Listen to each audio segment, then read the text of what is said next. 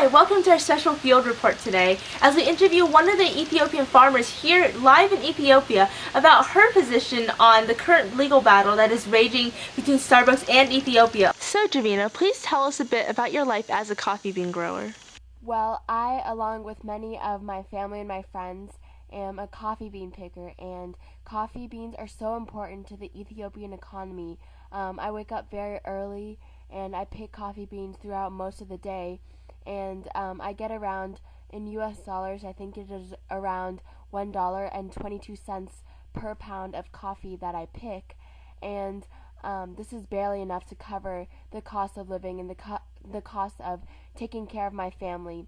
And I hear that in the United States, where they have Starbucks and they're selling these same coffee beans that I'm picking for $20 or $30, I just think it's very unfair that they're profiting so much while I barely get enough wages.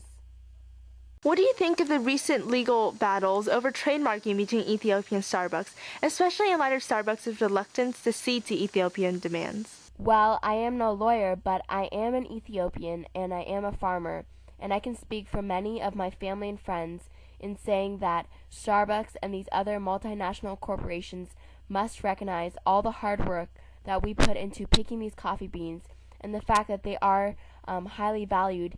We should be paid more for all of our efforts. I think that trademarking would be a good idea because we really need to make sure that these companies give us more control over our own coffee beans and therefore will pay us more. However, I do recognize that the Ethiopian economy is largely public, and that we have very few organizations and very few groups of farmers that band together.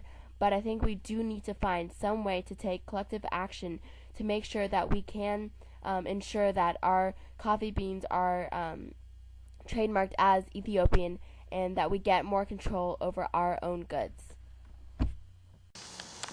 Thank you, Ms. Bina, for taking the time to speak to Tazo News about your views on this controversial issue.